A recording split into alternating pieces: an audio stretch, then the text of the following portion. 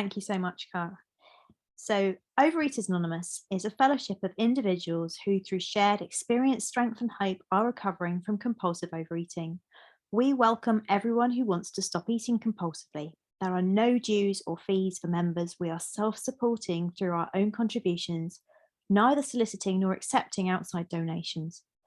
OA is not affiliated with any public or private organisation, political movement, ideology, or religious doctrine. We take no position on outside issues.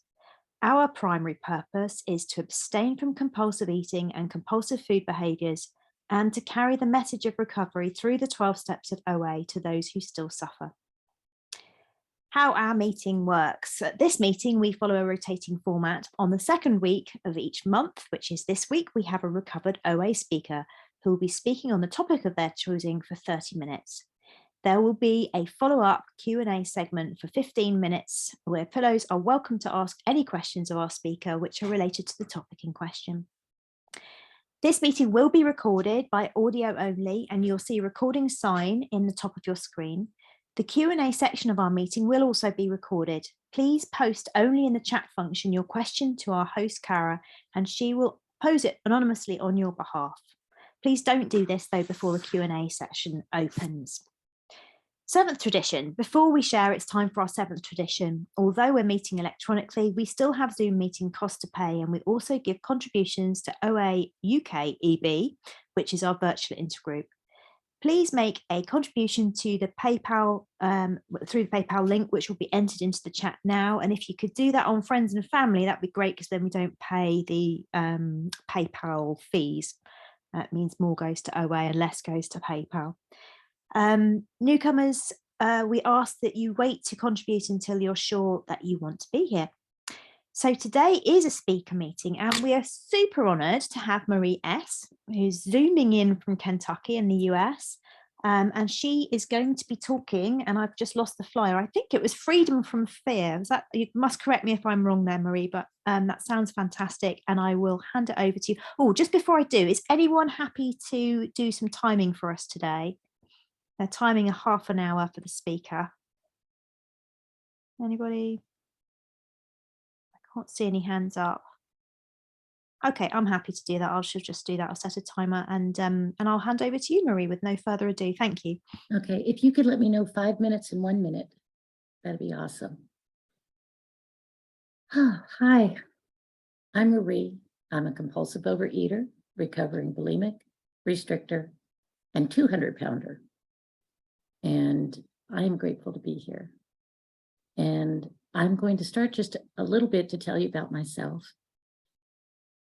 I come from a troublesome background, a lot of abuse, emotional, physical, and something called covert incest, which is my dad never touched me, but he was inappropriate.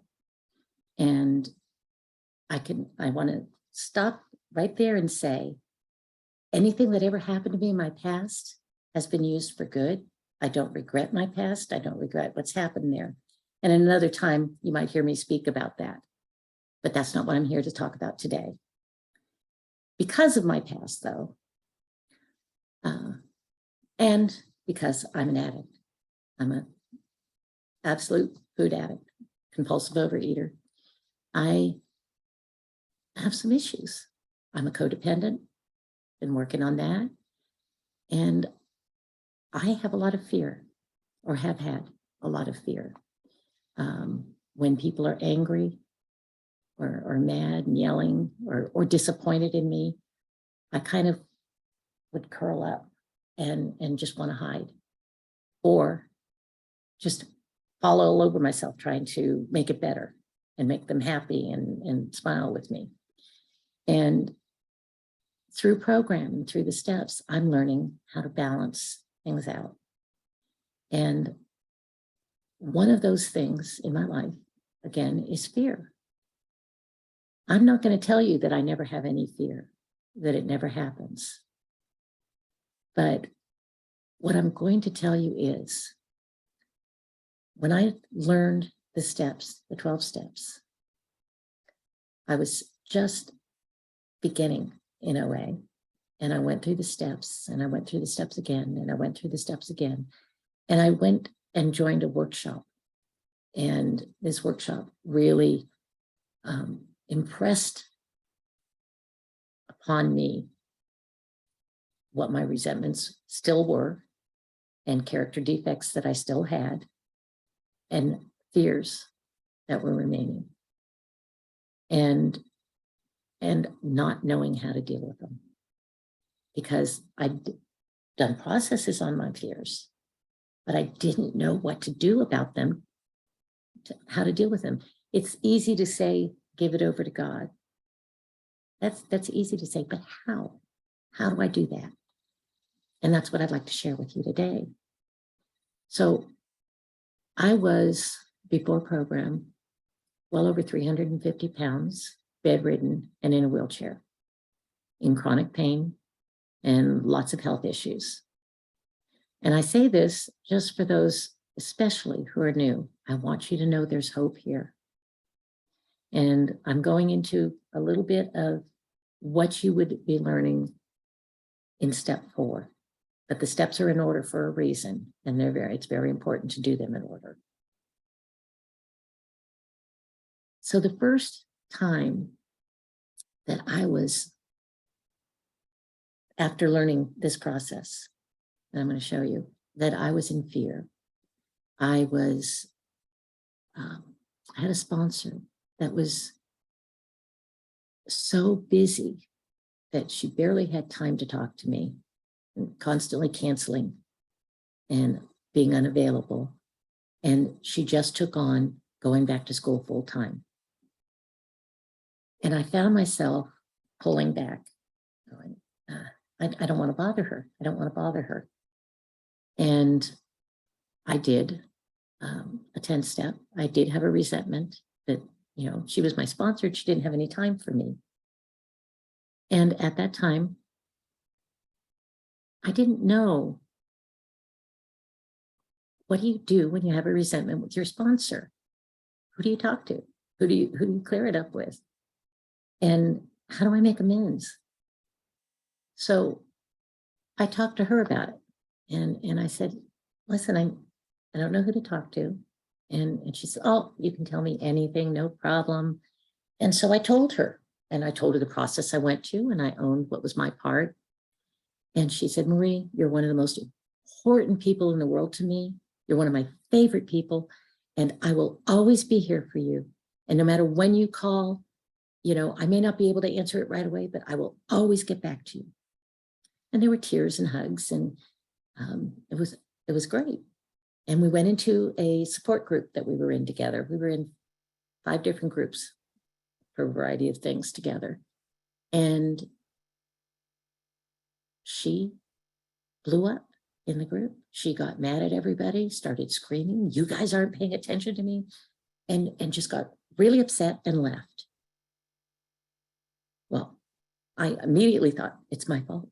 It's what I said. I've done something. And so I was struggling with that.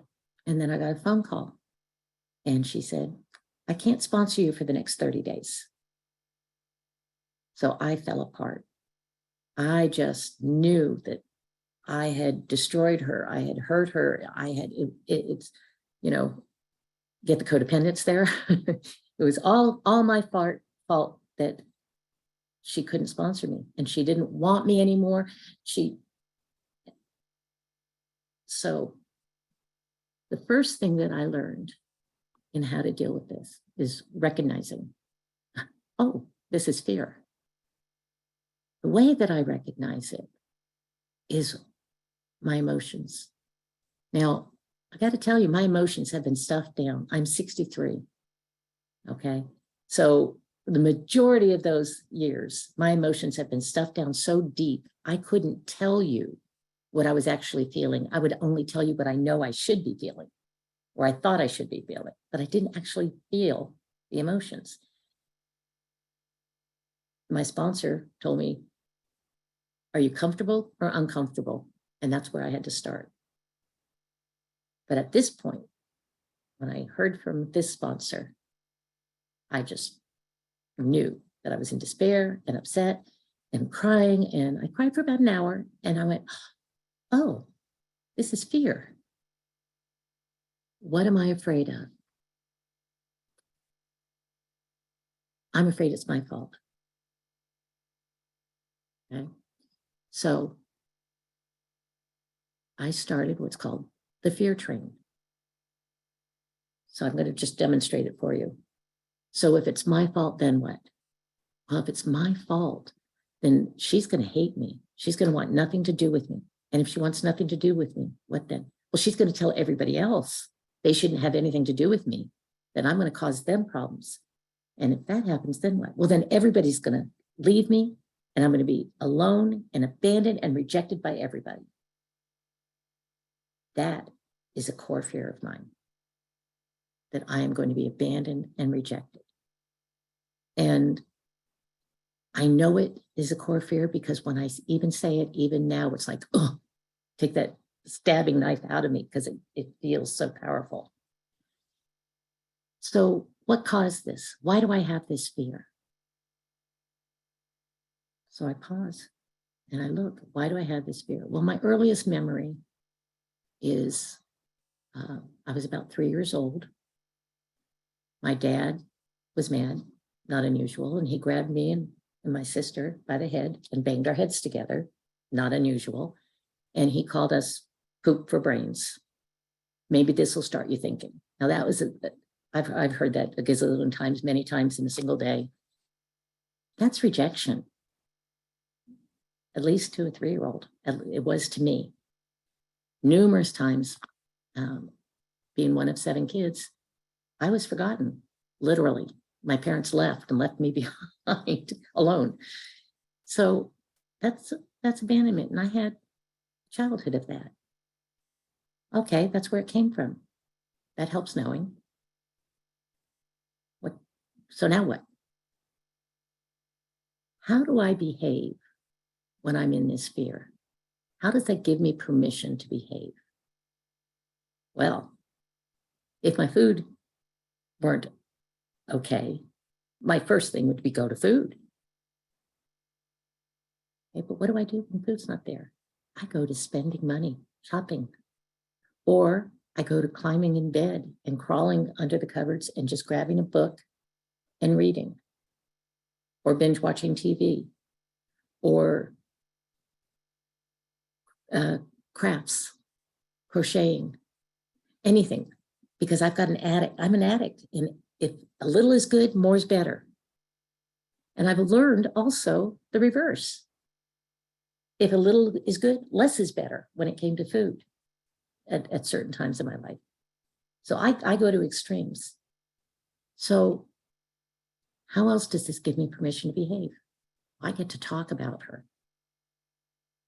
Character assassination. I get to tell other people, oh, you won't believe what my sponsor did. Self-pity. Poor, pitiful me. I get to get other people to agree with me. I get to feel superior. I call it superiority thinking. You know, I would never do that to anybody else. That's a terrible thing to do to someone in the way that you did it. So I get to look at all the things that I do when I'm in fear. Okay, so I've got that. I can recognize my behavior. That's a second way of knowing that I'm responding in fear, is how am I behaving? What am I doing? Or what is it that I want to do? So I can look at that. What are the opposite principles or virtues to my fear and my behavior? Well, honesty. When I'm being honest, the truth is I don't know what she's thinking, why she's doing this. I don't know what's going on with her. And the truth is it may have nothing to do with me. I don't know. Second thing in being honest is I am not responsible for how someone else feels, acts, behaves. So I look at the principles and I make a list. Faith, trust, faith. My higher power, I call God. That God will see me through this. That there's, who knows what will happen at the end of the 30 days. I don't know. I suspected, but I didn't know. Trust. Trust that no matter what happens, it'll be okay. I will be okay. That trust that she is doing what she needs to do to take care of herself. Trust that she will work through whatever issues that she has, whether she ever contacts me again or not. And in this case, she didn't. I never heard from her again. And you know what? I was okay.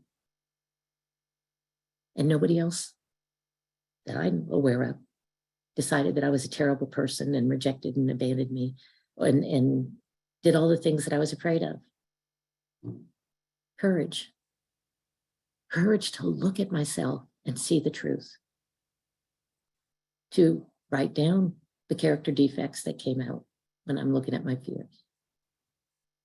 Courage to face what is true. And I go through each of the principles. Now, to tell the truth, most of the time, I can list all of them. And if you don't know what principles I'm talking about, each step has a principle assigned to it. And if you have the 12 and 12 for Over Eaters Anonymous, the principles are listed right there in the 12 and 12. I also have a list of them and descriptions. And I will make that and a few other things available if anybody wants them. So I look at the principles and I then say, okay, if I'm following and living in this principle, how do I behave? And how does it manifest itself? And at this point, what I'm doing is I'm looking at things that I can be held accountable for. I'm not just making a list of how I want to behave, but I'm making it in a way that it's self-care. I will shower every day. Getting out of bed. I will get out of bed in the morning. I will go to bed at night. I won't stay up all night reading. Specific things that I literally can check off and be accountable for. That's the process that I use. I'm going to kind of go backwards and go over it again a little bit more. So fear. When you make a list of your fears, I had about 120 of them. I got the list of fears from when I did my resentment list.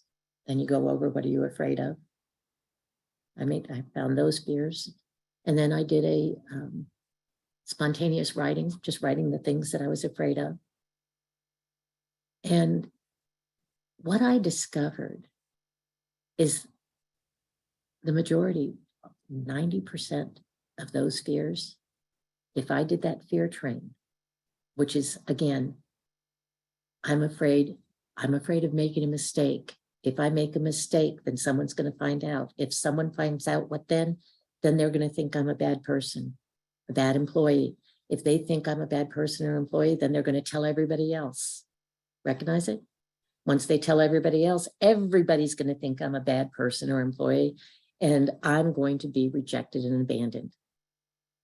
And I'll tell you, when you do that process, sometimes you go in a circle. Sometimes you can push past it and recognize, okay, no, for example, and if people reject and abandon me, then God's going to reject and abandon me because I'm not worth it.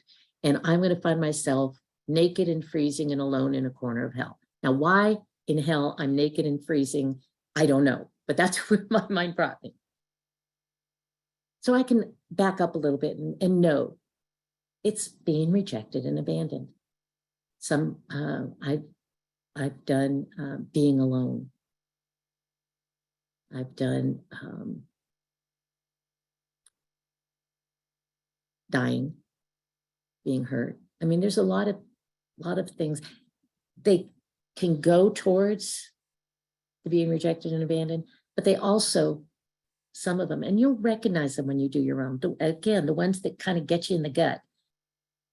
I should do it, the worksheet on this. The worksheet. What's the fear? Why do I have it? How do I behave when I'm in this fear? What the permission is, how I do it. How do I have permission to behave? What's the opposite principles?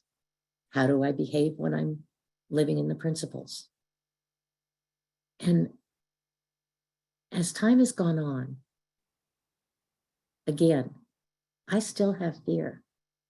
I have someone recently that was bullying me, and I was afraid of her. And I went to someone in a more powerful position than I was in and told them, and they laughed at me. I backed away. I did some processing, talked to my sponsor.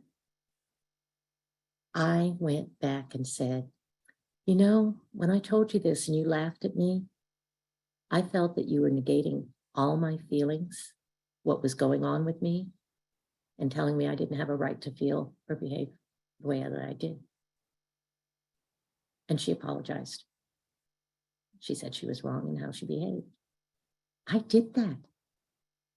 I did that. I went and I spoke the truth. Truth is so important. Acknowledging my thoughts, my actions, my behaviors, and what is true. That is how I can go ahead and start again. Keep going until the next thing hits me and I go, oh, that's fear. That's fear. So I've looked at my life and I know that I have made so many decisions in my life based on fear. I would ignore, in one case, my first husband. There were so many red flags, so many warnings. I ignored each and every one of them because otherwise I don't know what would happen with me and I might be alone. And on the day after we got married, we were driving home from Tahoe in California, and he told me he should have been born a woman. And I didn't know how to deal with that. But I should have known. There were so many signs, but I just was so good at walking around like this because I didn't want to know. I didn't want to have to deal with what if it isn't how I want it to be. So now I'm 200 pounds lighter and have been for a few years. I'm maintaining. I'm walking every day. I have friends that I trust, friends that I can talk to. I have a couple of sponsors that are there to guide me and help me. And I have you. And I know that I don't think I've met most of you before. And yet I know you understand who I am. Now, you may not like me, and that's okay. You don't have to like me. But I know that you understand me, and I know you care about me. I know that you don't wish me harm just because something about me bugs you. And if you do, then that's your issue. And I wish you well in dealing with it. And I hope that when you get through the processes and the steps and look at your fears and whatever, that you are blessed because you didn't like something about me. I'm not afraid of you rejecting me or abandoning me. And I know my time's not up, but really, that's about it for that topic. So, thank you. Thank you, Marie. That was fantastic share. Really enjoyed your process and talking through your process, particularly with 10, 11 and 12 and dealing with fear and everyday stuff. It's really helpful to hear what other people do and how they've sort of come to their own processes. Let me just find the script. I'm sorry, because you've caught me a little bit. I wasn't quite expecting to be back on. Sorry about that. That's all Oh right. no, she's going to hate me. Definitely not. Now is our time for question and answer. So thank you so much, Marie. We'll open the Q&A session of the meeting, which will be recorded. Just because of data protection, what we ask you to do is post your questions into the chat, please, and Carol will pose them of Marie, only just so that we don't have to get 20 people to sign 20 disclaimers, and we'll post it on your behalf. And please feel free to ask any question you'd like to Marie, and if you can keep it to the topic, that would be great, because that just gives us a bit of chance to expand on it. Thank you, guys. All right, thank you, Claire. We've got some questions coming in. Just a reminder that just to help me out, the chat is on just directly to Claire and I. I'll open it up for everyone when we get to the end of our question and answer session, because sometimes I get questions lost. So this way it's easier. First question. You ready, Marie? How can I identify my fear if I don't have any idea where it comes from?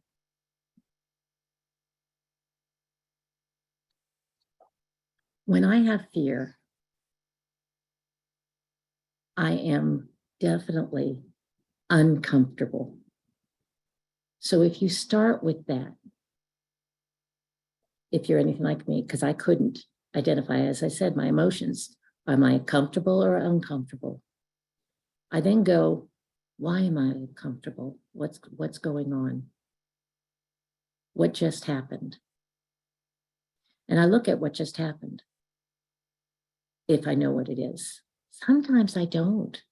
Sometimes it's something that happened last week and it just hit me.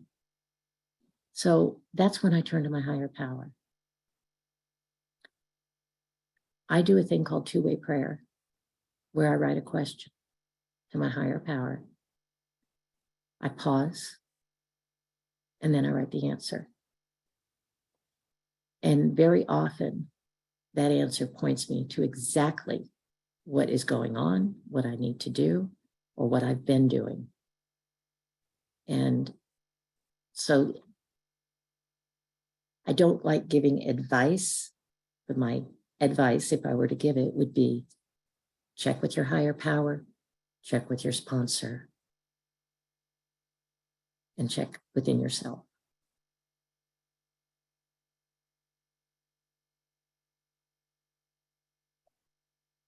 Thank you so much, Marie.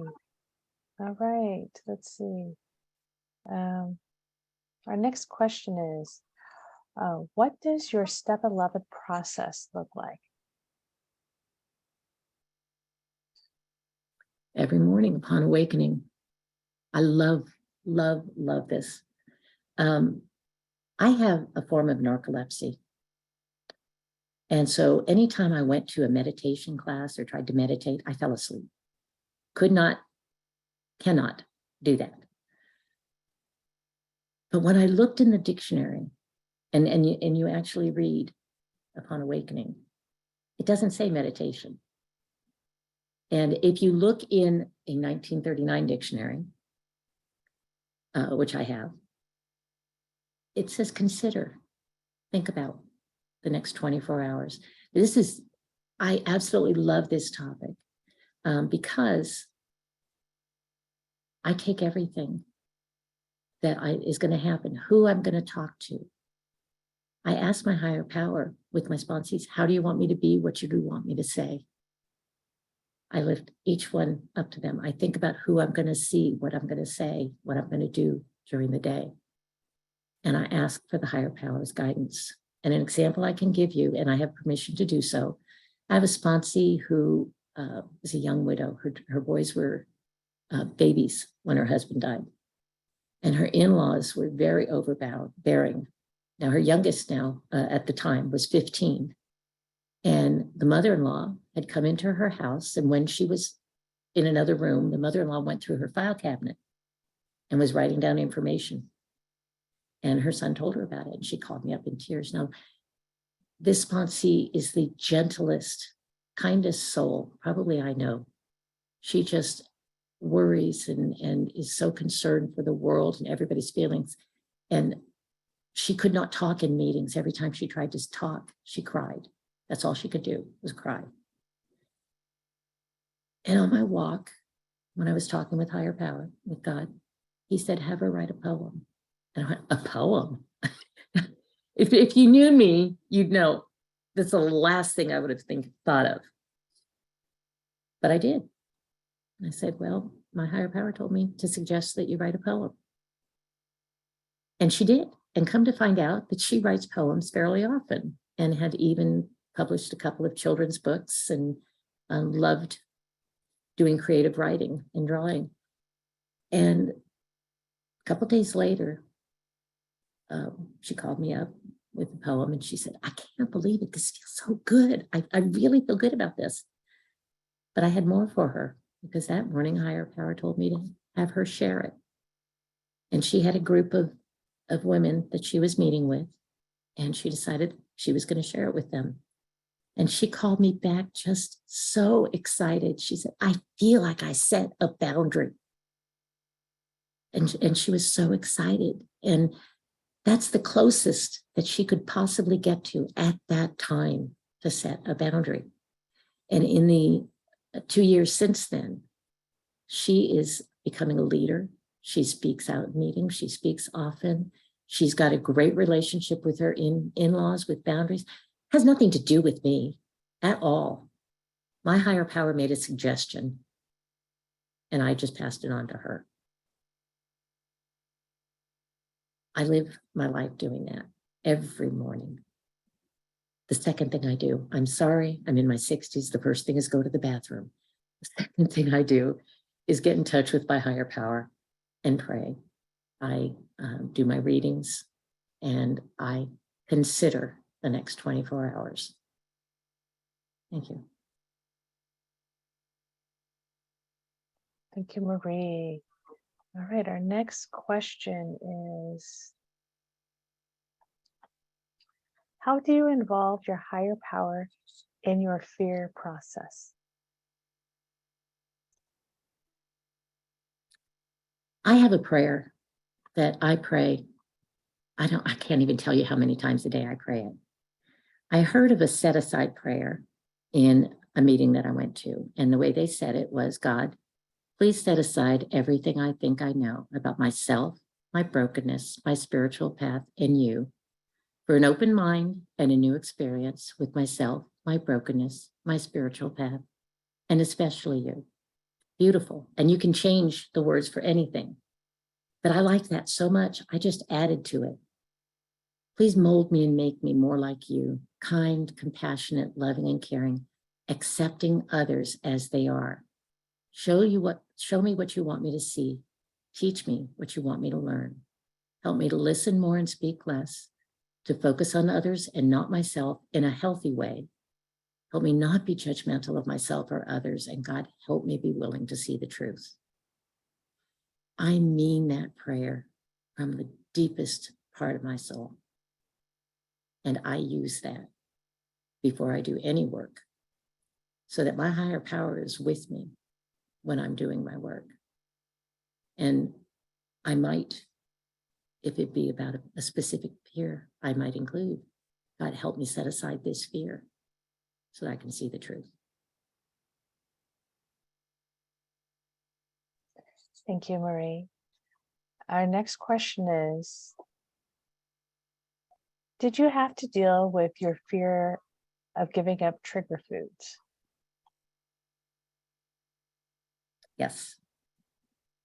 I'll never, ever, ever be able to eat that again. I can't live. How can I do that? How can I survive without that? The answer from my higher power, answer from my friends, from my sponsors is, Marie, it's just for today. Don't worry about forever. Don't worry about tomorrow. If it helps you, tell yourself, I can have it tomorrow. Just for today, I'm not eating that food. I hope that helps. Thank you, Marie. Okay. When confronting your fears, how do you trust that you'll remain safe no matter what? For me, it's my past. I've seen what I've lived through, and I told you I lived through a lot. Well, when I was in my 20s, I had 2 babies and a marriage that I was miserable in. I was so unhappy because I thought everything, even what my husband was going through, was my fault. Obviously, I wasn't enough of a woman. I mean, I never told you I was smart in my thinking, but that's where my thinking went. So I became suicidal and actually was hospitalized for suicidal ideation, wanting to commit suicide. And I know now, and knew soon after, that my thinking at that point, my depression was so low that I was crazy. My thoughts were literally crazy. I have had 2 of my 4 children be suicidal, a father-in-law. I can't tell you how many people I've talked to that are in a place where they want to die right now. And yet I've been able to help them because I've been through it. Just like someone who is a compulsive overeater can talk to someone who's a compulsive overeater. You guys connect just on that. Or an anorexic or any eating disorder. You understand. Same thing as someone who has a mental illness or depression, wanting to commit suicide. One of the things that I talk about often if I give a speech, and usually it's a different one, but I even got it in here, is covert incest. I can tell you that I have never yet brought it up that someone who's heard me has said, that's happened to me and I never knew. Thank you. So I know that every experience that I've had, good has come out of it for me. And I hang on to that and the hand of my higher power. And I trust that that will continue to happen.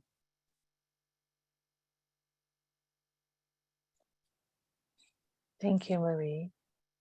Our next question. I've hardly done a two-way prayer. Is there a time frame you would suggest for the practice in order to get into a serene place? Usually, I do a two-way prayer after I say my prayers and do some reading. I get myself in the right frame of mind. But I can tell you that I have done two-way prayers without praying ahead of time when I'm not in a serene and peaceful place. And it worked for me. So I don't know what's going to work best for you. I would suggest that you might try different things. You know, sometimes even writing nothing, I mean, literally the word nothing, nothing, nothing, or I don't know, or just putting the pen to paper and letting whatever you're thinking come out helps you get started. There are many different ways that people could suggest to help with that. But I typically just sit down and I write what I want to know. Often the answer is, Marie, you're wearing my shoes again. And every time you wear them, you trip and fall and you often hurt yourself. Don't you think it's time you take them off? My higher power's got a sense of humor.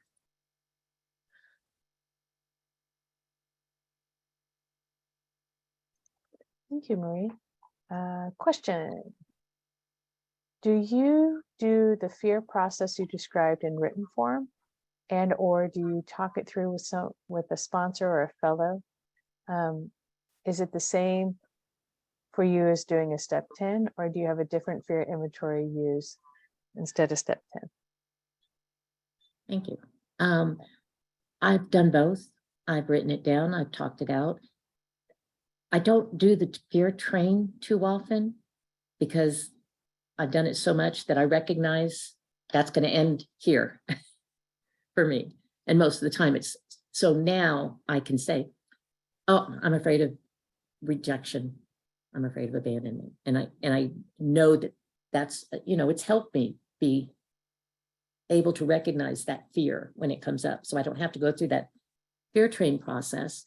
And going through the steps, sometimes all I have to do is pick up a piece of paper that has the process that I did on it, look at it and went, yep, I choose this. And literally that's sometimes what I've needed to do, but I don't ever let it end there. I always start at least a 30-day accountability for some of the steps on how I want to live when I'm living in the principles. And I either text my sponsor, email, or get an accountability partner for 30 days and go from there. Oh, and do I do a step 10 when necessary? Not always necessary. I would say probably 3/4 of the time, yes, because my fears typically come from a reaction to something that comes from a resentment, and that usually comes out. And I think you also asked, how do I deal with the fear in the step 10? And Let's see. Is it the same? Do you deal with it in the step, or do you have a different fear inventory you use for step 10? so when I do the step 10, I do it just like the book did. What am I afraid of? Why do I have this fear? And always what applies is I'm relying on finite self instead of infinite God. That will always apply to that answer. I put other reasons. How would God have me be? What would God have me be? How would he want me to look at myself? How would he want me to look at the situation? Just that whole general thing. And prayer to remove the fear, reach out. Okay, thank you so much, Marie. The next question we have is, how have you dealt with the fear of having a different body after such a significant physical recovery? Having a different body wasn't so much the fear as my husband's going to reject me. My husband's not going to want me. I have so much excess fat. I have had moments where I've thought I look better fat than this excess skin. I've had those moments. But then I even wrote this down, and there are two things that I've done to help me with that. One is, how did I feel before? And I have that on my mirror. How did I feel before? And a picture of me from before. And my mind just went blank on what the other was.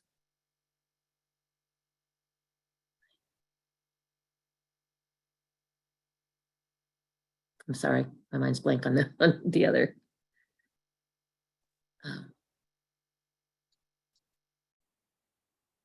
Go ahead.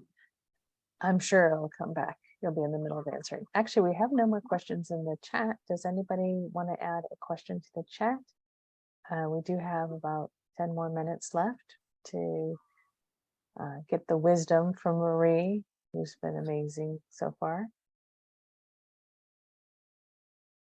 Anyone else have another question for me? If I could say, it's not wisdom from Marie. None of this is from me. None of this is originated with me. This is something that someone taught me, and I'm just sharing something that I learned. And I'm sharing my experience, my strength, my hope.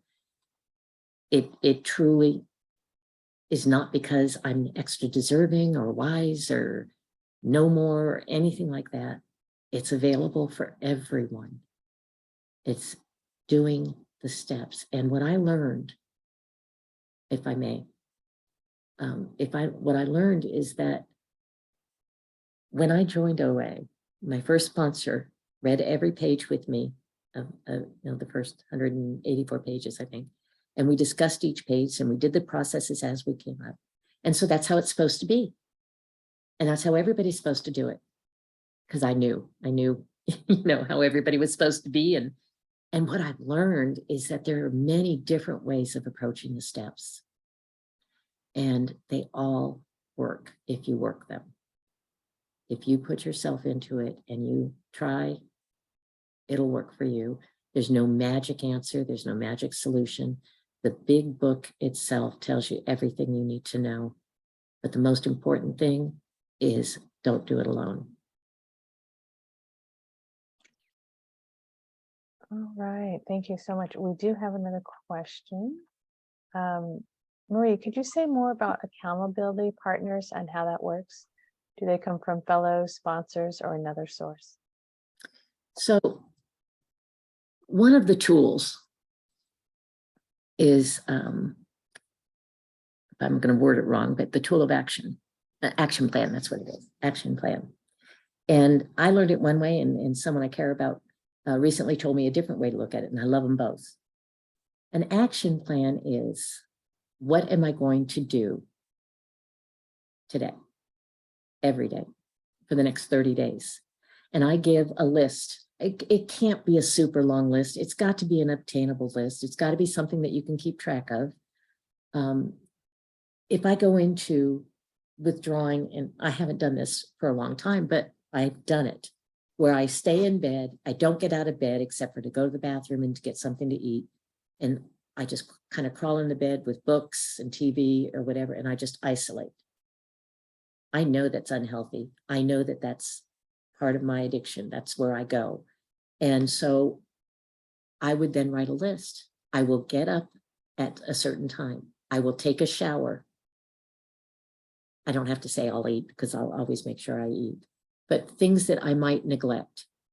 I will spend my time in prayer, and I will attend a meeting today. 5 things.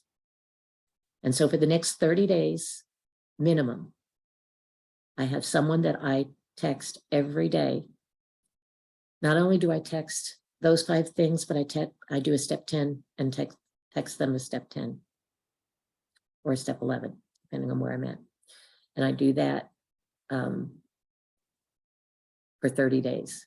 The other way I've heard the action plan to go is when you have an event or something coming up that you are not sure how you're going to handle. The most common reference I have is going to a wedding. And you don't know what they're going to have there for you to eat. You don't know if there's any abstinent foods available for you. And you don't think that you can bring food in with you. What can you do? And so you make a plan, usually with your sponsor. You talk to someone else or a trusted friend. I have what I call wise women, people that have been in the program, have a lot of recovery and a lot of abstinence that I can call. And, any one of them would help me with that.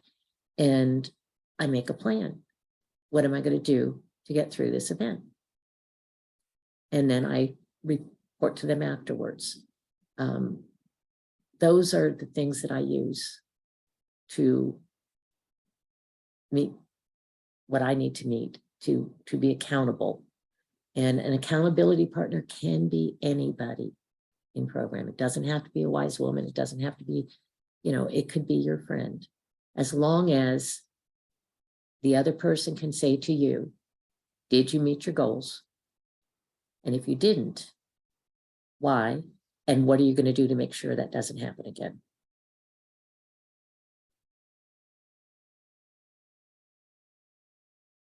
Thank you, Marie. We have another question. Is giving up the food a quick process for you? Yes.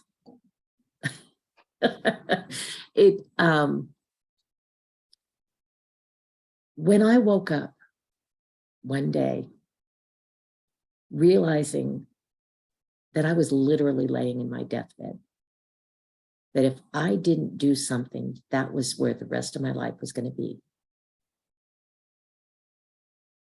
I was at my rock bottom. And I did not initially have a problem with giving up my food. When I went to OA, and I heard them say that we had an allergy. Dr. Silkworth says there's an allergy. And I went, sure. I've heard that before, I'm allergic to chocolate, I break out in fat, and I laugh, ha, ha, ha, ha. I'll accept that. Until I had been abstinent for, it's either 4 or 8 months, I don't remember. And I ate something accidentally that I thought was all natural, and it had sugar added to it. And I immediately had to have another. Nothing could have stopped me from having another. A train could not have stopped me. And then I looked at the box and I saw that it had added sugar. I knew without a doubt that I was addicted to sugar, that my body had an abnormal reaction to sugar, the phenomenon of craving that Dr. Silkworth talks about. Normal person doesn't have that. You see kids at parties, with a birthday cake or whatever, and they take a bite or two and then they run away to play. They're done. They've had it. Well, that's not me. I would eat that cake and anybody else's that they left lying around, and be trying to sneak anything that was left over, try and take some home with me, I can only hang on to for today, sometimes even for right now. With the grace of God, I'm abstinent. And prayer. I remember one time that I was driving past something and I knew I wanted to stop there. And I just said, God, help me. Just that. And I took a right turn and went the long way around. It's not easy, but there is help, and you're not going through it alone. And it's one day at a time. Just hang on to that. One day at a time. Thank you so much, Marie. Okay, we have a comment, actually, no question. I'm new, but not to the 12 steps. Please pass on to Marie that I'm 66, but I've never in my entire life listened to so intently as I have to her today. Thank you. Oh, thank you there, Marie. Do we have, we do have, nope, that's it on the questions. Any more questions anybody like to add? Add anything for Marie? Okay, well, we're close to our wrap-up time anyways. I'm going to turn that back over to Claire, and let's open the chat up so we can do our numbers and everything. If I could just say, I'm going to Yeah, please jump in, Marie. You got minutes. Go. Sorry, I'm going to put my phone number and email in the chat. If you want examples of what I did or anything, if you'll have that information, just contact me. I'm happy to share. Thank you. Thanks, Marie. And on that note, there was something, didn't you say earlier, there was some resource that you wanted to share? That's what I'm talking about. I've got printouts of the material that I shared during. Perfect. Thank you so much. And they can contact me and I'll just send it to them. Lovely. That's fantastic. Thank you. So that's brilliant. We can make use of that. So thank you so much again. And I've really enjoyed your response to the questions as well. Some really interesting questions there. So the Q&A session has now come to a close. Thank you so much to our guest speaker, Marie, for her time and energy and all of the good stuff she's just put into the last hour that we've been together. We will now open the chat to share our numbers for outreach. For those who would like to, please share your name and your numbers. Please could all available abstinent sponsors please indicate if they're available and leave their number for any newcomers. And for any newcomers, we have a newcomer hub where our newcomer greeters, and I'm not entirely sure who I'm sorry, we've had a change of service and I'm having a bit of a mental blank, but there will be people available for you to talk to if you've got any questions or just for a bit more of an informal chat. So to anybody that would like to do that, please raise your virtual hand at the end of the meeting and Cara will create for us a breakout room where we'll be able to do that. This group also has a WhatsApp group for fellowship and inspiration. Please see the chat box for the link and please feel free to join that and sort of have the meeting outside the meeting. It's just useful stuff, chatter, numbers, outreach, and so on and so forth to use between meetings. So we'll now close the meeting in the way we always clean the New Freedom Big Book study by reading the 12 promises of recovery as laid out in the Big Book of Alcoholics Anonymous at the bottom of page 83, starting with the paragraph, if we are painstaking, and ending with, if we work for them. Would you like to read that for us, Marie, or have you got, I think, Cara, are you able to post that? I think Cara can do some nifty screen sharing if you don't have it to hand. Oh, okay. The promises. If we are painstaking about this phase of our development, we will be amazed before we're halfway through. We're going to know a new freedom and a new happiness. We will not regret the past nor wish to shut the door on it. We will comprehend the word serenity and we will know peace. No matter how far down the scale we've gone, we will see how our experience can benefit others. That feeling of uselessness and self-pity will disappear. We will lose interest in selfish things and gain interest in our fellows. Self-seeking will slip away. Our whole attitude and outlook upon life will change. Fear of people and of economic insecurity will leave us. We will intuitively know how to handle situations which used to baffle us. We will suddenly realize that God is doing for us what we could not do for ourselves. Are these extravagant promises? We think not. They're being fulfilled among us, sometimes quickly, sometimes slowly. They will always materialize if we work for them. Thank you so much. I think we can stop recording here.